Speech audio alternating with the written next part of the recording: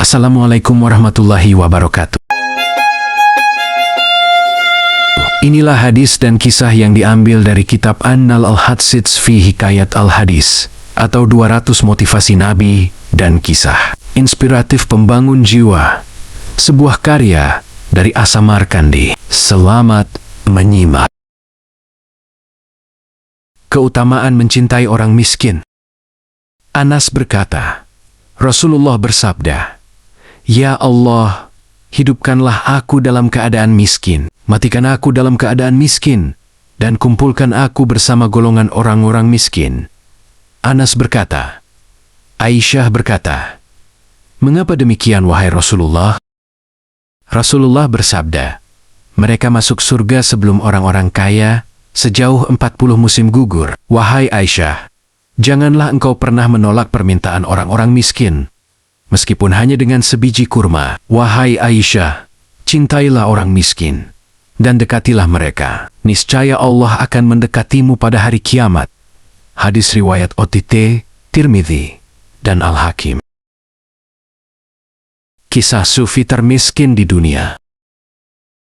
Diceritakan, sekelompok orang sufi sedang berkumpul di suatu tempat Ali Al-Mutawakkil. Sampai beberapa hari berjalan, ia belum membukakan apapun untuk mereka.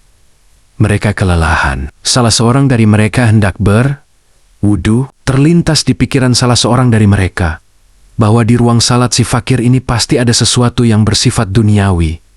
Ia pun memeriksanya. Di situ ia menemukan setengah dirhan hitam. Ia berkata kepada teman-temannya, "Bagaimana mungkin ia akan membukakan sesuatu untuk kita, sedangkan sahabat kita ini diketahui menyembunyikan ini?" Orang-orang yang lain memberinya isyarat untuk menyembunyikan.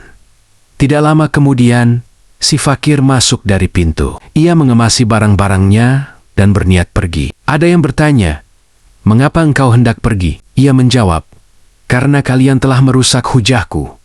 Mereka bertanya, "Maksudnya?" Ia berkata, "Aku sengaja menyimpan setengah dirhan itu sampai Allah memanggilku untuk dihisap. Saat itu aku ingin membawanya dan ingin kuletakkan di hadapannya sembari berkata, 'Ambillah dunia yang engkau berikan kepadaku ini dan cukupkan hisapku sampai di sini, karena aku tidak memiliki dunia yang lain selama hidupku.'" Jamaah yang ada di situ terperangah. Mereka kagum pada kebaikan si fakir, kesabarannya yang luar biasa, dan rasa syukurnya yang istimewa. Hati mereka sejuk mendengarnya. Mereka lantas berkata, "Kita seharusnya menjadi seperti fakir ini, supaya kita bisa masuk surga jauh sebelum orang-orang kaya, lebih dulu 40 musim gugur." Bahaya sikap sombong. Abdullah bin Mas'ud berkata, Rasulullah bersabda, "Tidak akan masuk surga orang yang di dalam hatinya masih ada kesombongan, meskipun sebesar biji zarah." Seseorang berkata, "Orang itu suka mendapatkan balasan yang baik." Rasulullah bersabda, "Sesungguhnya Allah itu indah dan menyukai keindahan. Sementara itu, kesombongan adalah tidak menerima kebenaran dan merendahkan orang lain."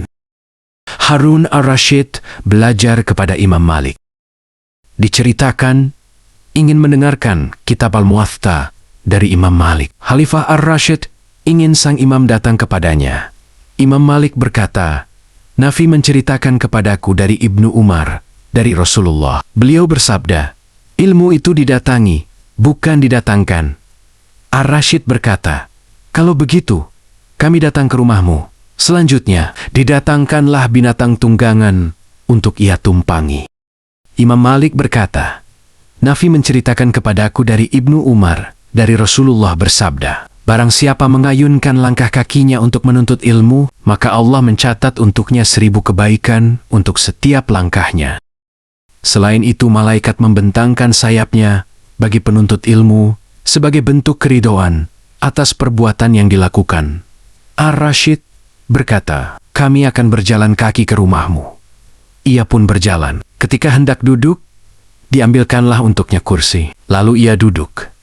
Imam Malik berkata, "Nafi menceritakan kepadaku dari Ibnu Umar dari Rasulullah bersabda, barang siapa bertawadu kepada Allah, niscaya dia akan mengangkatnya." Ar-Rasyid kemudian turun dari kursi dan duduk bersama masyarakat umum. Setelah selesai, Ar-Rasyid berkata, "Wahai Syekh, apa judul yang engkau sematkan untuk kitab ini?" Imam Malik berkata, "Sekarang aku belum memberinya judul, namun aku akan memberinya judul Al-Muththa, karena engkau telah merendah pada kami, wahai Amir." Wallahu a'lam bishawab. Terima kasih. Jangan lupa jika Anda tertarik dengan kajian ini, silahkan untuk like, share, dan subscribe.